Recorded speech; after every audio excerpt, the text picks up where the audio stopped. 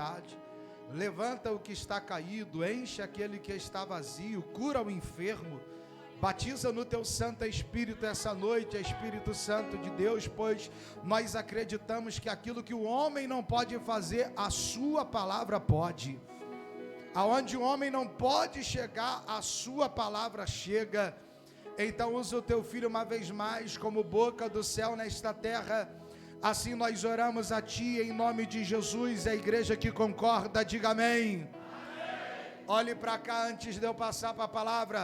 Não converse com alguém que está do teu lado, irmão. Não converse. Atente a sua atenção para aquilo que será pregado. Se possível for, evite sair. Porque eu acredito que uma palavra que sai desse altar pode mudar a vida de alguém, irmãos. Foi uma palavra que foi liberada do altar que mudou a minha vida. Então eu tenho certeza que uma palavra liberada hoje pode mudar a sua história também. Fique atento, ligado no céu em nome de Jesus.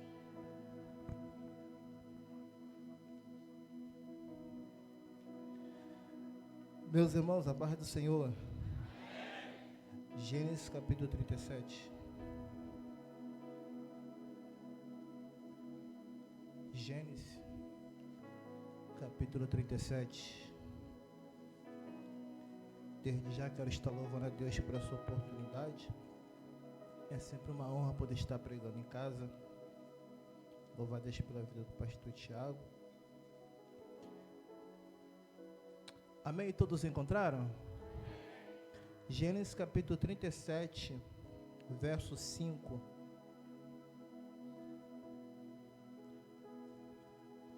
Sonhou também José um sonho que contou a seus irmãos. Por isso aborreceram ainda mais. E disse-lhes: ouvi, peço-vos, este sonho que tenho sonhado. Eis que estávamos atando molhos no meio do campo, e eis que meu molho se levantava e também ficava em pé. E eis que os vossos molhos rodeavam e se inclinavam ao meu molho. Então lhe disseram seus irmãos: tu, pois, deverás reinar sobre nós, tu terás domínio sobre nós. Por isso, tanto mais aborreceram por seus sonhos e por suas palavras. E sonhou ainda outro sonho, e contou a seus irmãos, e disse: eis que ainda sonhei um sonho, e eis que o sol e a lua e 11 estrelas se inclinavam a mim. Poderia se assentar, por gentileza?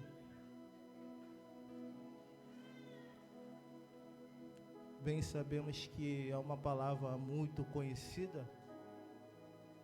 Quem nunca ouviu falar acerca desse texto, mas creio que Deus irá falar ainda mais na noite desse dia, amém?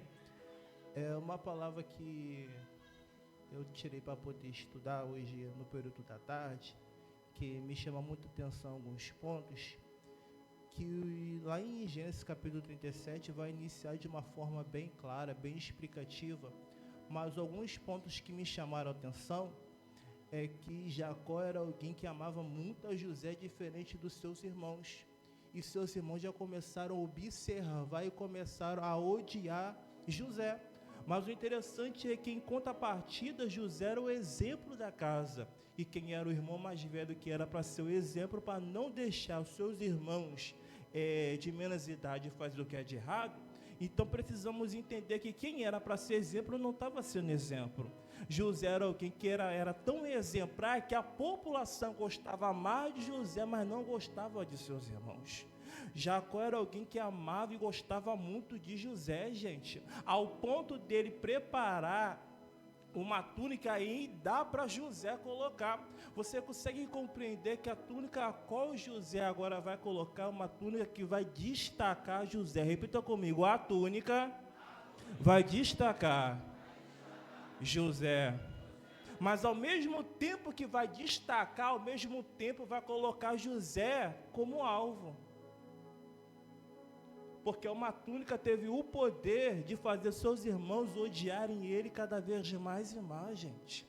O que me prende mais ainda nesse texto é que o tempo vai se passando, e José agora com seus irmãos, José agora vai virar para os seus irmãos e vai dizer uma coisa: eu tive um sonho. E você consegue compreender que a partir do momento que quando ele tem um sonho, aquilo que já estavam, como posso dizer, aquilo que já estava por dentro, os irmãos não estavam conseguindo mais guardar, agora fica legível no semblante que odiam mais ainda José. Mas só que quando se passa mais um período, em outras palavras, nas minhas palavras, uma noite, José vai ter outro sonho. Repita comigo: outro sonho. E como se tem outro sonho, agora José não está contando apenas para os irmãos, agora também está contando para o pai. E eu imagine pela manhã, José vai chamar o pai, os irmãos, está todo mundo na mesa, e agora ele vai dizer: olha só, eu tive outro sonho, e nesse sonho eu vi 11 estrelas, eu vi o sol, a lua e as estrelas se inclinando perante mim. Espera aí. Quando ele vai contar esse sonho na mesa, repare uma coisa: todo mundo que está na mesa, os seus irmãos, não falam nada. Repita comigo: nenhum dos irmãos não falaram nada. A oportunidade de falar era agora, mas ninguém falou nada. E você consegue reparar? Na mesa está José, os irmãos e o pai. A hora de falar cara a cara era agora, mas ninguém falou. A túnica a qual Jacó deu para José, gente, era uma túnica de destaque, ao ponto de quem olhasse para José no campo, juntamente com seus irmãos, automaticamente ia dizer: olha lá o supervisor que está observando os trabalhadores. E isso mexia muito com os irmãos de José, ao ponto de quando os irmãos de José estão no campo, seu pai vai dizer uma coisa: vai até o campo ver. Repita comigo: ver. O pai não está mandando ele ir trabalhar, não está mandando ele ir ajudar, está mandando ele ir. Mas só que quando José está se aproximando, lembra que eu disse? Ao mesmo tempo que a túnica destacava, ao mesmo tempo a túnica tornava a ele um alvo. Então, quando ele está se aproximando, os irmãos vão observar lá em Dotã e vão dizer: olha lá o sonhador, vamos acabar com a vida dele. Você consegue compreender que quando observam de longe, a intenção é: vamos acabar com a vida? Precisamos entender que aquilo que José sonhou lá atrás precisava se iniciar, porque já era o tempo de José romper. Mas para ele poder romper, era necessário Deus fazer uma coisa: o quê? Tirar ele de dentro da casa de Jacó. Porque o propósito de Deus não pode ficar perto a perto, lado a lado, com certos, como posso dizer, favoritos. Como assim? Porque dentro da casa, Jacó o protegia. E precisamos entender: o que Deus tinha para José não poderia ficar preso dentro da casa. Para José romper, ele teria que sair da casa. Mas o que eu quero que você entenda: para ele poder romper, era necessário vivenciar certas coisas que ele não imaginava. Mas antes de Deus fazer ele romper, era necessário também saber quem verdadeiramente estava do seu lado. Fala para essa pessoa que está ao seu lado: vai doer só um pouquinho, mas é necessário para a gente romper. E como é necessário para a gente romper? Eu quero que você entenda, como eu disse lá atrás, quando estava todo mundo na mesa, ninguém falou nada. Mas agora que está no campo, de longe observe e vão dizer: vamos acabar com ele, aquele sonhador. E você consegue compreender que quando se aproximam de José, vão arrancar a túnica de José e lançar José na cisterna. E aqui eu começo a pregar para você: o quê? Que a túnica está na mão dos irmãos, e o pão que ele trazia está na mão dos irmãos, e José está dentro da cisterna. Para José, quando contou o sonho na mesa, todo mundo estava com ele, porque todo mundo ficou em silêncio. Se ninguém falou nada, todo mundo está comigo. E se todo mundo está comigo, todo mundo me apoia. Mas só que o silêncio só permaneceu na mesa, porque quando chegou no campo, quem na mesa ficou em silêncio. Agora no campo colocou para fora aquilo que já estava gritando dentro. Fala para essa pessoa que está ao seu lado: Deus vai te revelar. Pode ser, mas diga: Deus vai te revelar verdadeiramente quem está do teu lado. Enquanto José não tinha passado por isso, ele estava achando que todo mundo que estava do seu lado estava com ele. Mas repare, pega uma túnica, arranca o pão, lançam na cisterna. Mas e aí? Os irmãos, gente, estão sentados, está no texto, estão comendo pão. Quem olha passa está dizendo: eu queria ser como eles. Como? Unido. Você consegue compreender? A imagem que eles estão apresentando é de união. Como se tudo estivesse bem. Mas, gente, acabaram de arrancar a túnica, acabaram de pegar o pão, estão comendo o pão, se reunindo, mas acabaram de jogar o irmão na cisterna. Fala para essa pessoa que está ao seu lado: Deus vai repreender tudo aquilo que brilha na falsidade. O interessante mais ainda, gente, já estava pronto para José romper. Mas para ele romper, era necessário Deus a mostrar: José, é sangue do teu sangue, carne da tua carne, estava contigo, mas não estava unido contigo. E precisamos entender que às vezes Deus faz as coisas loucas, que a gente não consegue entender no momento.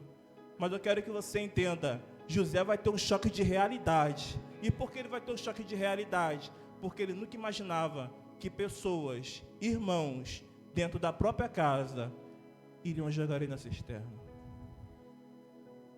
Olha para alguém que está ao seu lado, não precisa ficar assustado não. Diz para ele, diz para ela: Deus vai fazer algo tão grande, que muitas das vezes, a forma que ele vai trabalhar, pode te assustar. Como assim, Gabriel?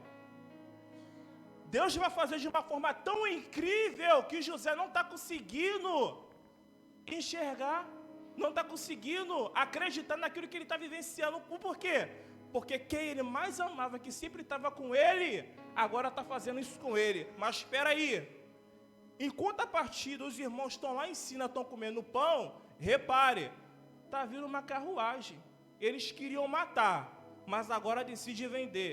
E querendo vender, a carruagem está passando. E quando a carruagem está passando, eles vão decidir: vamos vender. Mas só que essa carruagem que está passando é de especiarias. E está indo direto para o Egito. E eu quero que você me ajude aqui, que você consegue entender comigo o quê? José vai ser governador da onde, gente? Vai ser da onde? A carruagem que está vindo está indo para onde? Você consegue compreender que mesmo José vivenciando uma dor, a dor que ele está vivenciando está levando ele para o lugar? Então precisamos entender que até na dor, Deus tem um plano. Fala para essa pessoa que está ao seu lado: até nessa dor, Deus tem um plano. Gabriel, mas está doendo muito. Até nessa dor Deus tem um. Até nessa dor Deus tem um. Então vamos lá. Se a carruagem é de especiarias, precisamos entender. E você que você sabe muito bem, especiarias eram especiarias para poder ser tratada de feridas. Vamos lá. Quem é que está ferido? José. Vamos lá. José está num ambiente de dor, ferido, machucado por pessoas que ele não imaginava que iriam machucar ele. Agora a intenção dos irmãos era matar, já não vão matar mais, agora vão vender. José está ferido, está decepcionado, está entristecido, amargurado, com trauma da sua própria família. Ninguém estendeu a mão naquele momento nem para poder cuidar da ferida que foi aberta, gente. Agora estão achando que vão se livrar dele, vendendo ele. Mas só que quando não vendem ele, ele vai entrar dentro de uma carruagem de especiar. Você consegue compreender que para todo o ambiente de dor, Deus também prepara um ambiente de cura. Eu vou de novo. Para todo ambiente de dor, Deus também prepara um cenário de... Fala para essa pessoa que está ao seu lado. Eu não sei se você se feriu lá fora. Fala, mas aqui na Legado é o local que Deus separou para tratar das suas feridas. Não, eu vou de novo. Eu não sei se lá fora alguém te decepcionou, te magoou, mas aqui na Legado é o local onde Deus separou para poder curar da tua ferida. O interessante é, José está dentro da carruagem de especiarias. Em outras palavras, já está começando a tratar as suas feridas que foram abertas por pessoas que eles não imaginavam que iriam abrir essa ferida nele. Mas espera aí, como eu disse, ele foi vendido, mas antes foi jogado na cisterna, e antes arrancaram a sua túnica. Mas espera aí, José está indo para o Egito.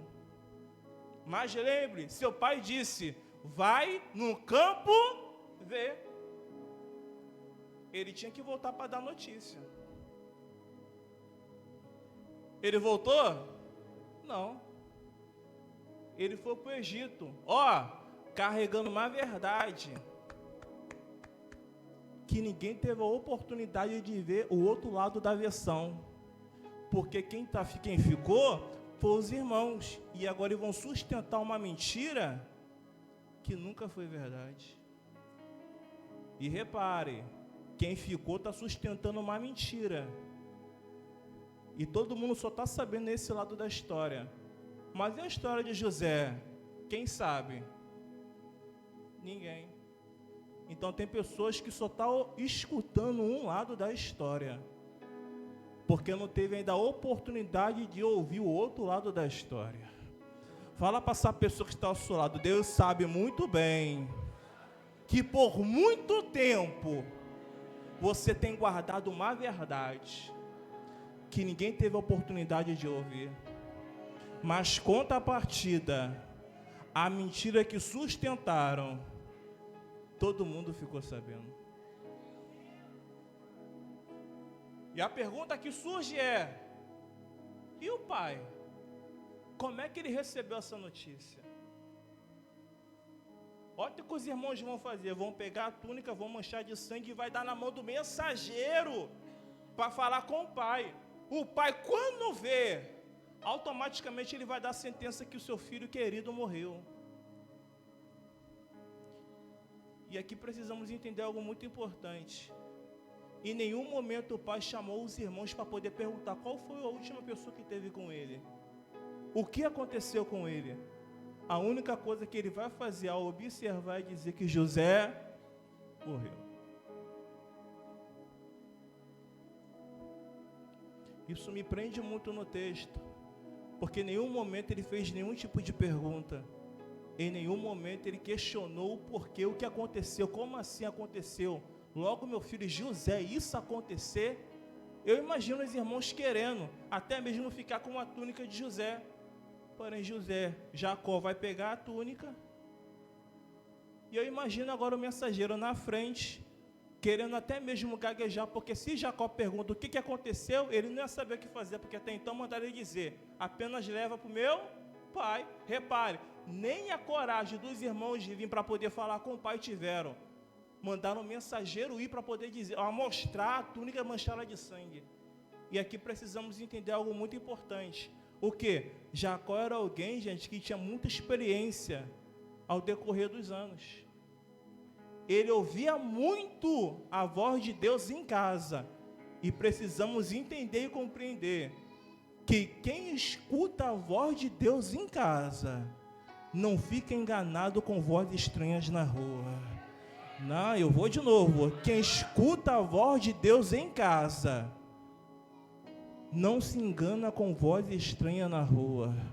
Fala para essa pessoa que está ao seu lado, todas as vezes que alguém te perguntar uma coisa, só responda o que te perguntaram.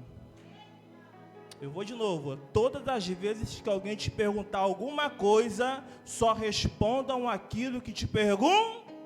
José então foi para o Egito, gente, e agora ele está lá como escravo.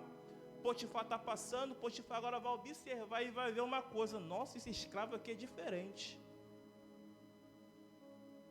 Eu gostei dele, vou comprar, toma. Vai levar para casa. E Potifar reparou uma coisa que diferente em José. O quê? Aonde José colocava a mão, prosperava. Opa! Quando ele observa que aquilo que estava dando errado, e agora que José coloca a mão, dá certo, José não vai ser tratado apenas como um escravo. Potifar agora já vai entregar a chave. José, se você quiser lá na sala, você pode ir. Aonde você quiser colocar a mão, você pode colocar. Então, repare. José, então, está livremente dentro da casa de Potifar. Mas o que me chama mais atenção é que você sabe o texto em si, que a mulher de Potifar sempre observando José, e ao observar, ela vai reparar que verdadeiramente José é alguém diferente. Mas só que agora ela vai preparar um cenário, repita comigo, um cenário, para poder pegar José. Ela vai observar detalhe por detalhe, e nessa observação, o que ela vai fazer? Ela vai dispensar todo mundo. As empregadas podem ir embora, os segurança pode ir embora, pode sair mais cedo. Em outras palavras, ela vai até José, vai dizer: gostei de você, eu quero você, mas espera aí. Em outras palavras, ele vai dizer: não posso. Mas por quê? Primeiro, tem gente na casa. Em outras palavras, ela está dizendo: eu já dei um jeito nisso. É só eu e você dentro da casa.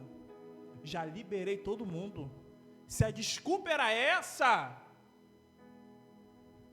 eu já resolvi. Mas só que José entendeu uma coisa: podia até não ter ninguém humano, mas tinha as olhos do céu que estavam observando tudo. Repare, nessa que ele responde, gente, eu quero que você entenda.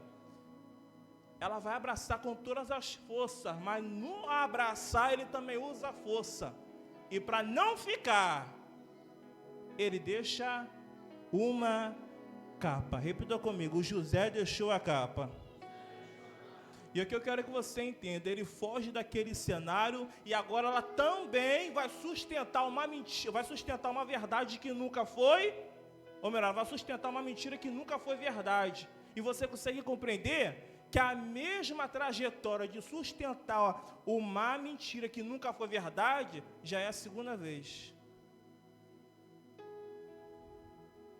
Todo mundo só escutou um lado da história de quem? Da mulher de Potifar. Mas e de José? Pela segunda vez, ninguém ouviu. José agora vai ser condenado, gente. José agora vai ser preso. E ao ser preso, ele vai parar dentro do cárcere. Você consegue compreender que José está vivenciando um período de dor muito extenso, muito prolongado. Mas eu quero que você entenda que aquilo que está dando errado é o que está levando ele para o lugar. E como eu disse lá atrás, que até na dor, Deus tem um plano. Você consegue compreender que em nenhum momento da trajetória, Deus entrando no cenário e falando com José: pode ficar tranquilo, acabando com isso tudo? Não.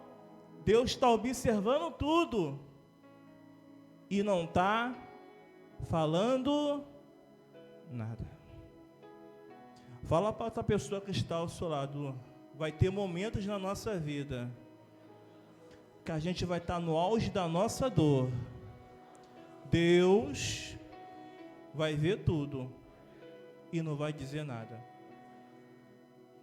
Precisamos entender que tem pessoas que têm estrutura para poder suportar tudo. E tem pessoas que não vai ter estrutura para não suportar nem a metade do processo. A viúva de Naim já tinha perdido o esposo, agora perde o seu filho, o seu único filho querido. Mas e aí? ao perder o seu único filho querido, eu quero que você entenda, ela já está tirando forças da onde não tem para poder continuar caminhando. Mas quando a partida de manhã cedo, eu imagino ela se preparando para poder enterrar seu filho querido, eu imagino ela se perguntando dentro de casa, mais uma vez, eu vou ter que trilhar o mesmo caminho. Mais uma vez, eu vou ter que sepultar mais uma pessoa. Eu imagino ela dizendo isso pela manhã, gente. Mas quando a partida, Deus não havia falado nada. Mas só que Jesus tinha saído de Cafarnaum também de manhã.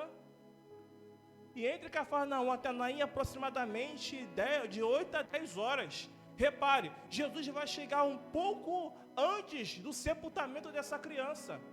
Então repare, quando pela manhã ela estava se preparando para poder sair, Jesus já estava a caminho, porém estava em silêncio. Então precisamos entender que às vezes ele pode até não estar falando nada, mas ele está a caminho. Repare, ela já tinha perdido o esposo, perdeu o filho, está tirando forças da onde não tem, está caminhando, juntamente com aquelas carpideiras, porque elas eram pagas para poder chorar no momento de velório. Então repare comigo, tinha pessoas que estavam com ela, estavam chorando, mas só estavam chorando por causa do interesse para poder ganhar. Mas quando a partida, tem uma multidão com Jesus que está do lado de fora, que só está sorrindo. Jesus, quando chega na porta da cidade, ele vai ver alguém que já não tem forças para poder continuar. E sabe o que ele vai fazer?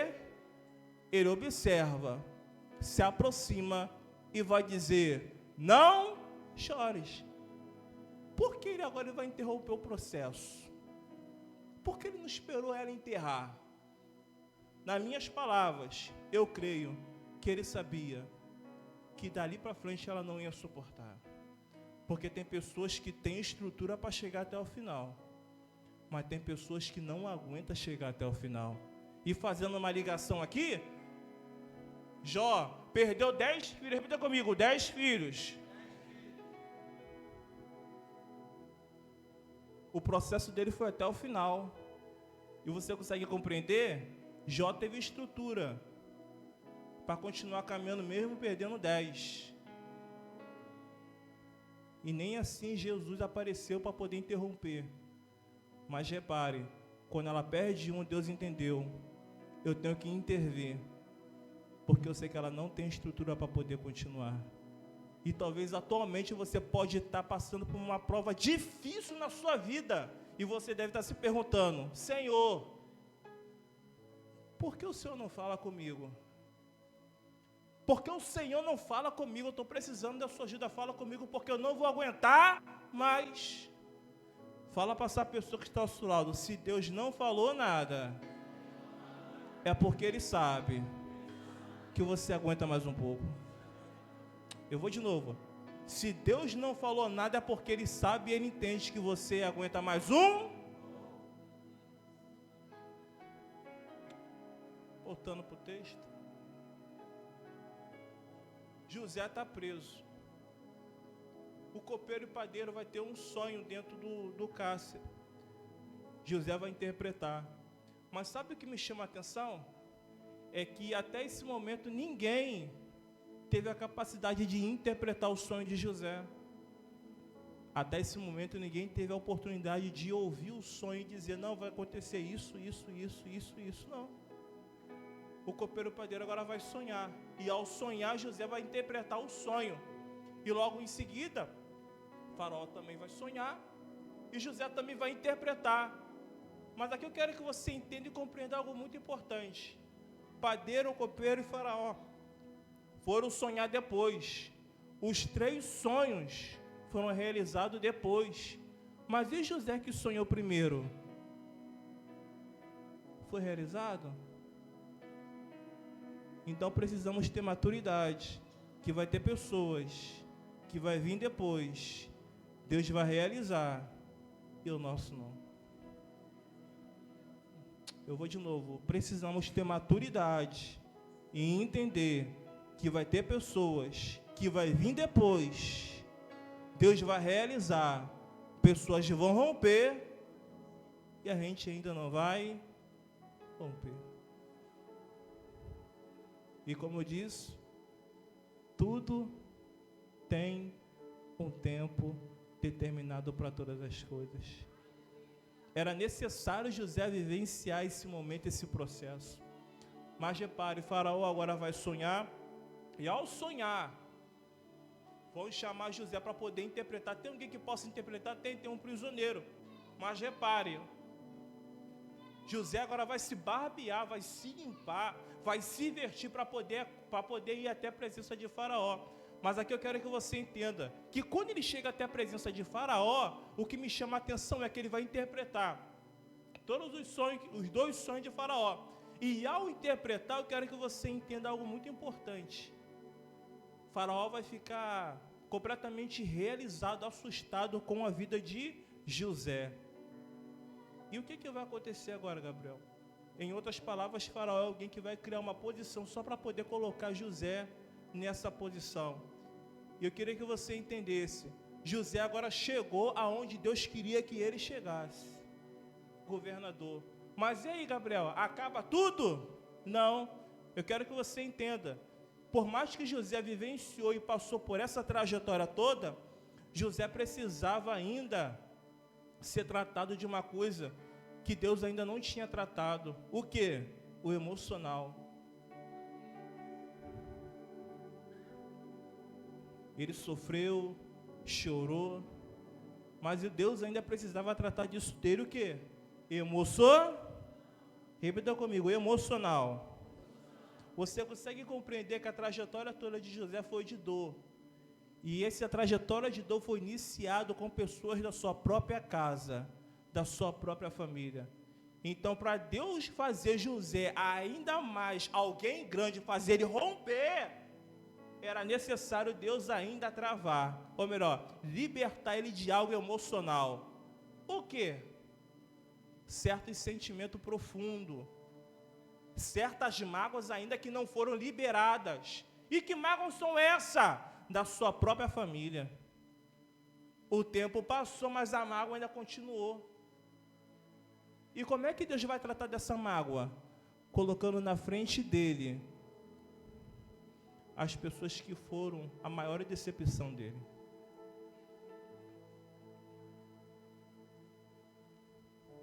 Deus é capaz de colocar na nossa frente quem foi a nossa maior decepção, só para ver se a gente sepulta essa mágoa ou se a gente ressuscita ela.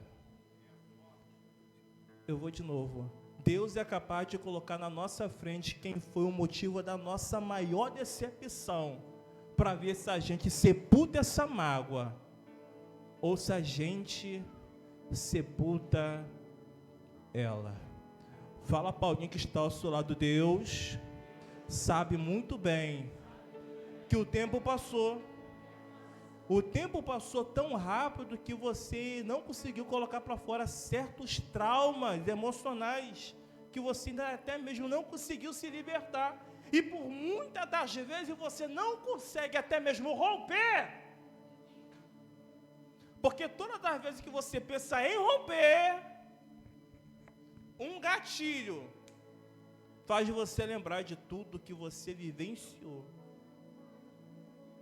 Faz você até mesmo reabrir feridas que ainda não foram fechadas. Faz você até mesmo arrancar até mesmo aquele esparadrapo que estava tampando a ferida. E Deus está dizendo para alguém nessa noite, para poder romper, é necessário mexer em certas feridas que ainda não foram cicatrizadas.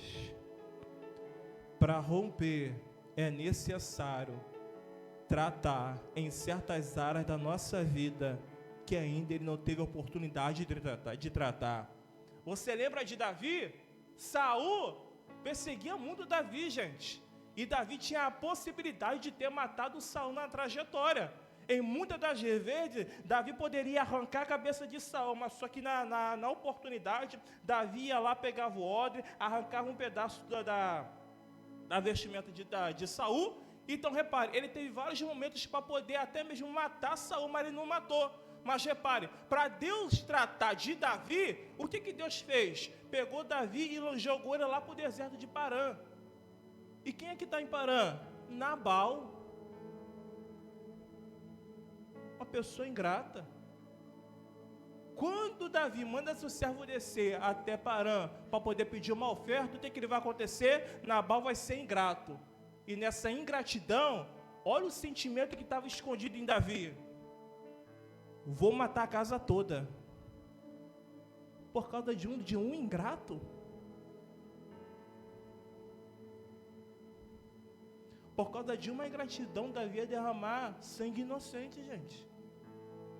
Mas só que Abigail se posicionou, entregou uma oferta e deixou as coisas bem claras para Davi. Davi automaticamente caiu em si e reconheceu que era um tratamento de Deus naquele momento. E precisamos entender que Deus é capaz de fazer coisas que a gente não imagina, para tratar de certas coisas dentro da gente que ainda não foram tratadas. Fica de pé, por gentileza.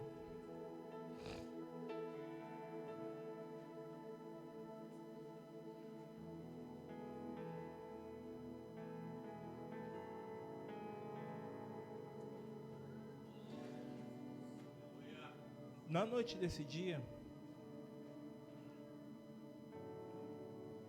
talvez você entrou por essas portas, porém só Deus sabe a forma como você se encontra, a forma que você está, a forma que você chegou, e por muitas das vezes olham para você, até dizem, nossa, ela é cheia, ela é poderosa, ela é imbalável, ela é imbatível. Porém, só Deus sabe a forma como você se encontra. Porque cá entre nós, você colocou uma armadura como se tudo estivesse tão bem, que quem olha para você até diz, nem parece que ela está na prova. Nem parece que ele está vivendo uma luta. Porém, só Deus conhece o cenário que você está. Só Deus conhece o cenário que você vive. Mas por muitas das vezes, como eu disse, você passou por uma trajetória de dor, que por muitas das vezes quem te magoou, te decepcionou, não foi quem estava fora. Foram pessoas que estavam. E por muitas das vezes você fica até mesmo pelos cantos, até mesmo se questionando e perguntando para Deus, Senhor, será que se eu me entregar, se aproximar, eu vou vivenciar aquilo que eu vivenciei lá atrás? Porque a última vez que eu não me entreguei 100%, logo em seguida eu vivenciei uma grande decepção. E a decepção nunca vem de quem está longe. Ela sempre vem de quem está perto. E você fica se perguntando, Senhor, será que eu vou vivenciar isso outra vez? Será que eu vou passar por isso outra vez? Mas eu quero que você também entenda que por muitas das vezes, como eu já disse, Deus quer tratar, Deus quer curar, Deus quer fazer você romper, mas para fazer você romper, é necessário você dar passos em direção a Ele, porque cá entre nós, é igual o filho pródigo, ele estava na lama, mas ele reconheceu, o quê? Até na casa do meu pai, os trabalhadores têm pão na mesa. Quando ele cai em si, ele vai em direção à casa. Mas quando ele está se aproximando, o pai vendo que ele está andando, o pai corre e abraça. E sabe o que o pai vai fazer? Vai mandar trazer a melhor roupa. Repita comigo, a melhor roupa. Mas por que o pai está mandando pegar a melhor roupa? É porque a roupa que ele estava no presente tinha vestígios da lama. E o que o pai está querendo fazer? Eu sei que você vai voltar, mas primeiro vamos mudar essas vestes, porque para voltar para casa é necessário deixar algumas coisas. Diz para essa pessoa que está ao seu lado, Deus está louco para ter você de volta. Fala, Ele sabe que você vivenciou certas aventuras, mas também Ele entende, está com saudade da intimidade que Ele tinha com você. Deus também entende e compreende que é difícil tirar os pés da lama, mas só que Ele também entende que o primeiro passo tem que ser seu. Repare, o filho volta com a intenção de ser trabalhador, mas o pai fala: traz a melhor roupa, traz a sandália e traz o anel. Fala para essa pessoa que está ao seu lado: você quer voltar até como trabalhador, mas o seu lugar como filho você não perdeu. Volta para casa. Pega na mão da pessoa que está ao seu lado, por gentileza, e diz para ele, diz para ela: Deus está com saudade. Pode ser melhor, diga: Deus está com saudade de você aqui dentro. Deus sabe que lá fora você decepcionou. Deus sabe que lá fora você se machucou. E como eu já disse, para todo o ambiente de dor que você vivenciou lá fora, aqui dentro você tem um local para poder ser curado.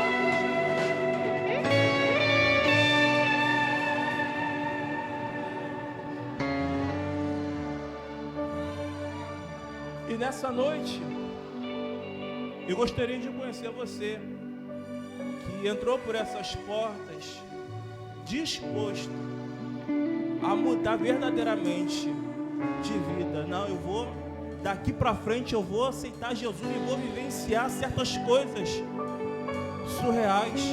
Daqui para frente eu não quero ser como eu era antes, eu quero me entregar 100%.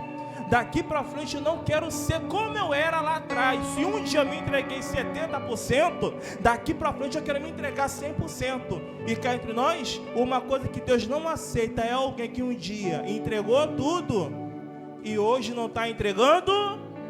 Ele está com saudade. E nessa oportunidade eu te pergunto: vai vir? Vai voltar para a casa do Pai? Ou vai permanecer ainda do lado de fora? Deus está com saudade do teu relacionamento que você tinha com Ele. Deus está com saudade da maneira como você se relacionava, da maneira como você conversava com Ele. Feche os seus olhos, por gentileza.